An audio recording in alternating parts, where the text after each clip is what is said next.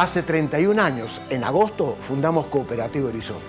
Hoy es casi la única opción para 8 de cada 10 cordobeses que no pueden acceder a la vivienda propia ni por el Estado ni por el sector lucrativo privado.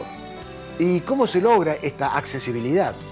En Córdoba Capital adjudicamos casi 80 casas por mes y el promedio elegido por el asociado equivale a una casa de 2 dormitorios, 59 metros cuadrados, ampliable y aún con la posibilidad de establecer un emprendimiento pyme. Su costo total, 310.000 pesos. Y la forma de cancelarlo es mediante libre aporte primero y después de tener la casa con mensualidades flexibles de 2.700 pesos por mes, durante tan solo 6 años de plazo. Lógicamente, existen viviendas más económicas aún, como así también unidades más confortables. Y todo este abanico de posibilidades y facilitamientos son la clave del impacto social de Horizonte en Córdoba. Horizonte cumple 31 años y bien cumplidos.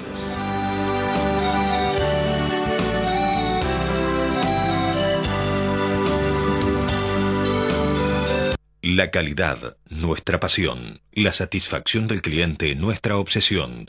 En Fabicur Ixa hacemos la vida más segura. www.fabicur.com.ar. Contrate con martilleros y corredores públicos matriculados. Caseros 850, teléfono 425-0638. Capacitate en Fuel y alcanzá el éxito profesional. Aberturas Urbantec. Tecnología alemana, producción argentina, www.urbantec.com.ar.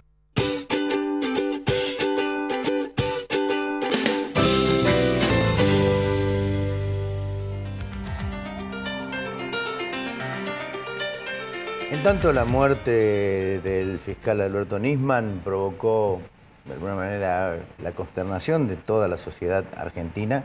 Hay hechos políticos que evidentemente marcan también no solamente un punto de inflexión hacia el futuro, sino también un análisis mucho más profundo, porque creo que de alguna forma la muerte de Nisman terminó detonando las cuestiones institucionales, políticas y sociales. De eso queremos hablar con César Cachi y con Sergio Carreras. Gracias a los dos por venir. ¿Fue así? ¿El tema Nisman de alguna manera explota o detona la cuestión política, institucional y social? Ocurre en un momento muy, digamos, lo que está pasando ahora no es solamente que se está tratando de saber qué fue lo que pasó con la muerte de Nisman. Lo que ha hecho la muerte de Nisman es acelerar toda la carrera política presidencial. Digamos, la marcha de esta semana, la próxima semana, ya forma parte de esa campaña, lo quieran o no lo quieran los organizadores. Es una marcha evidentemente política, donde va a quedar en evidencia la fuerza de la oposición política al gobierno nacional. Va a ser una de las consecuencias posibles que va a tener. Queda en evidencia también la pobreza de propuestas de la oposición que necesita de alguna manera un hecho conmocionante como este para volver a ocupar el primer lugar dentro de la escena política.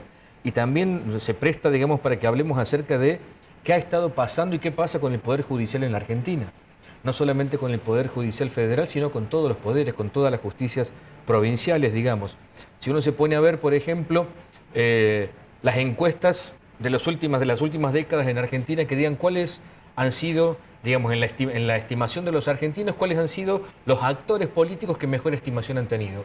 Ha sido la prensa, ha estado la iglesia, han estado determinados partidos políticos. Nunca el Poder Judicial ha estado en los primeros lugares de estimación positiva dentro de la población argentina. ¿Por qué? ¿Qué ha pasado todo este tiempo con el Poder Judicial, digamos? ¿Qué cambio, qué mejora nos sigue debiendo todavía o nos seguimos debiendo todo con respecto al Poder Judicial? Porque, digamos, es paradójico que quienes tienen que investigar y hacer andar la justicia son los que van a marchar la semana que viene para reclamar justicia, digamos. Hay una contradicción. Digamos, son puntas que uno puede, me parece, comenzar a ver a partir de lo que ha ocurrido luego de esta muerte. César. No, lo primero que se me ocurre antes de un análisis político de las consecuencias que va a tener en el corto plazo, en las elecciones que se vienen, en las PASO, etc. A mí lo que me llama la atención y me preocupa también es que hoy es un momento que como nunca se pone de manifiesto el doble discurso en la política argentina, ¿no? Los mismos sectores sedicentemente de izquierda o progresistas, que por ejemplo dicen que el fiscal Nisman era un agente de la CIA, son los mismos que aplaudían al fiscal Nisman cuando éste procesaba a Mauricio Macri, ¿no? Ese doble discurso de la política argentina supone también olvidos notables acerca de el papel que los servicios de inteligencia tuvieron en las últimas décadas en la Argentina.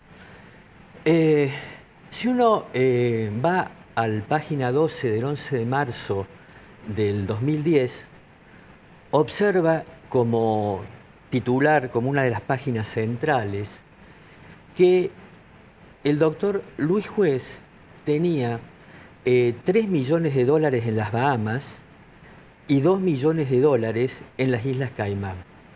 Esto fue claramente este invento de 5 millones de dólares en manos de Luis Juez, que luego se demostró que no era así, que era una mentira infame. Era una operación de inteligencia, ¿no? Era una operación de inteligencia en un momento en que el delazotismo y el kirchnerismo se habían acercado. Enrique Olivera. Enrique Olivera en la Capital Federal. Sí, sí, también. ¿No? Es un momento que, como nunca, se observa también una forma de razonar en clave de teorías conspirativas, ¿no? Y esa forma de razonar en clave de teoría conspirativa es típica del pensamiento fascista. Yo decía, ¿por qué? Decía que detona lo institucional, lo político y lo social. Porque yo creo que la muerte de Nisman fue una advertencia también para toda la dirigencia política, como decía vos, ya tanto oficialismo como oposición, por un lado. También para la justicia. También decía que en la parte institucional el rol de la presidenta quedó total y absolutamente desmejorado frente a un hecho de tanta magnitud. Estamos hablando de un fiscal de la nación muerto en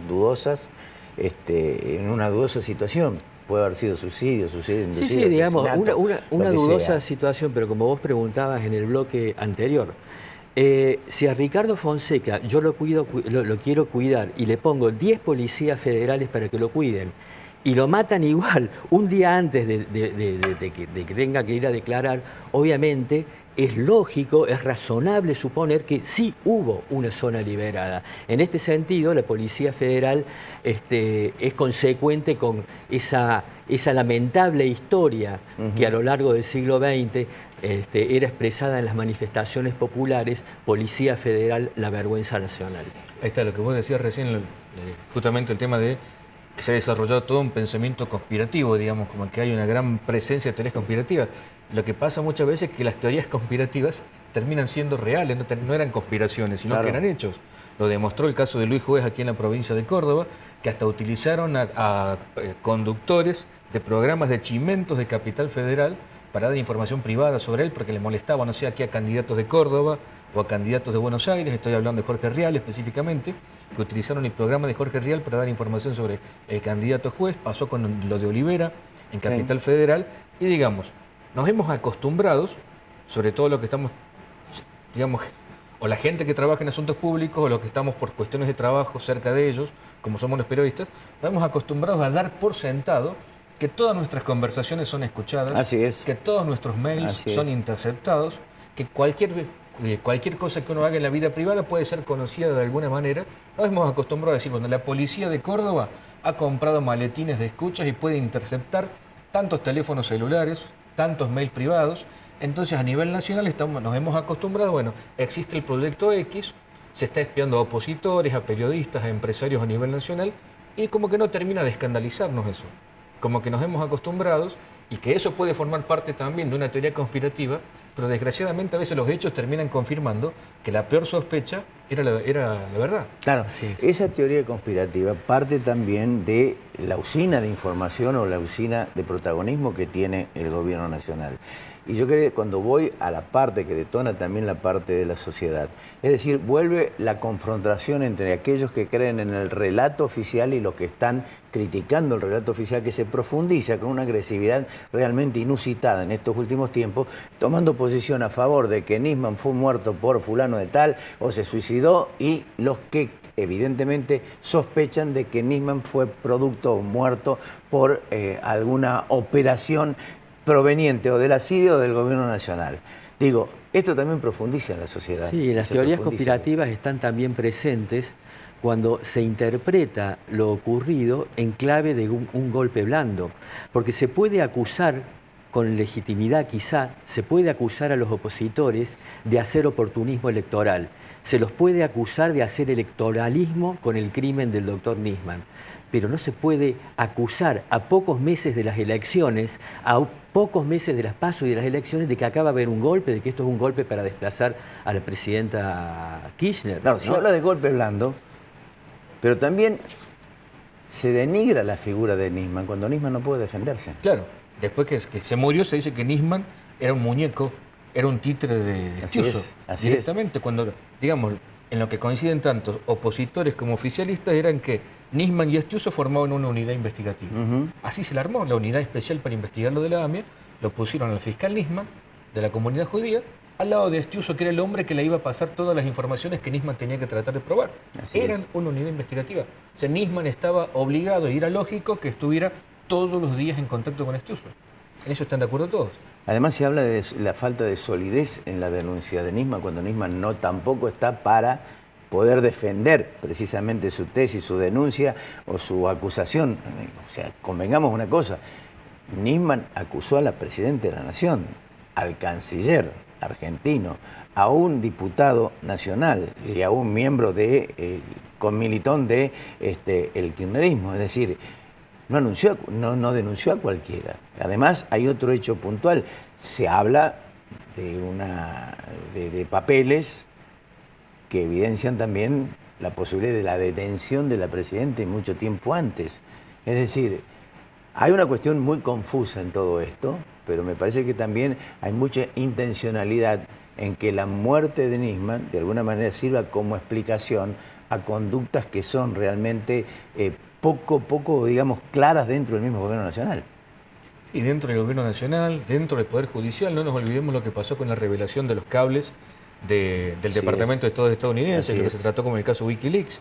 Sí. En un libro que escribió, que publicó el año pasado Santiago O'Donnell, un periodista de Capital Federal, él cuenta, digamos, a partir de los cables de la Embajada de Estados Unidos que iban al Departamento de Estado de la Embajada que estaba en Buenos Aires, cuentan la gran cantidad de visitas que hacía el fiscal Nisman a la Embajada de Estados Unidos a informarle anticipadamente qué es lo que él iba a hacer con la causa AMIA. Digamos, eso sí que no lo hace, eso lo hace quedar mal parado a Nisman, digamos, más allá que de lo que se puede hablar ahora después que falleció. Claro. Tener un fiscal que no tenía la suficiente autoridad para tomar decisiones, sin ir a consultar a la Embajada de Estados Unidos, incluyendo el episodio cuando él lleva un documento y en la Embajada se lo hacen corregir y hacer de nuevo. Y él luego vuelve a la Embajada de Estados Unidos con el documento reformado y que le dan el ok para que él finalmente luego lo presente. Eso es grave también. Tiene que ver, creo que la palabra que lo resume todo es la que vos decías al principio, la institucionalidad, digamos, de cómo estamos parados, cómo está parado el gobierno nacional, de dónde critica la oposición, cómo está estructurado el Poder Judicial.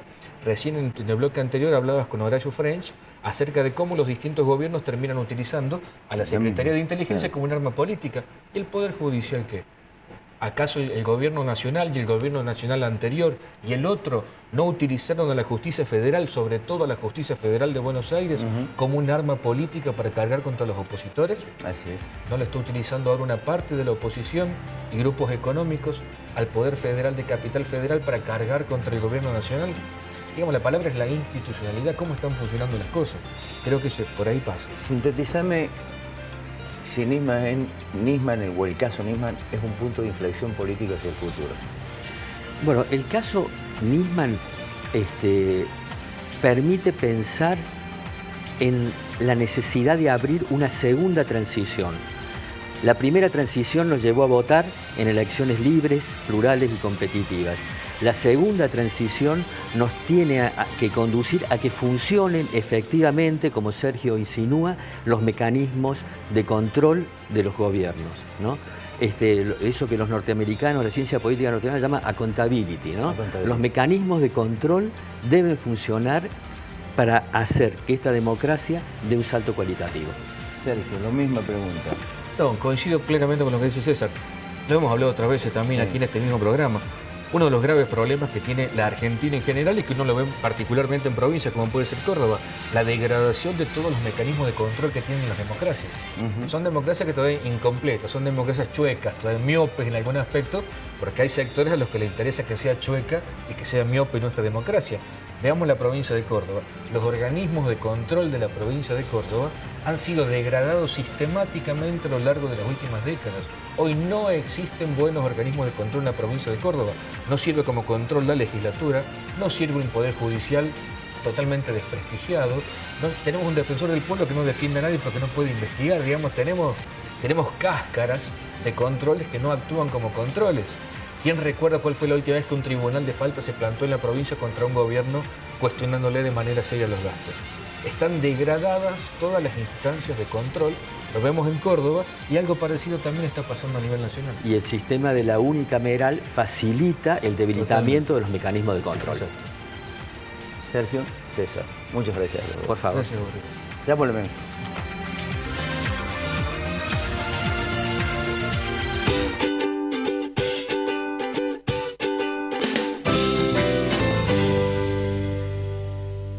La Anastasia, buena comida, 24 de septiembre 1035, Barrio General Paz.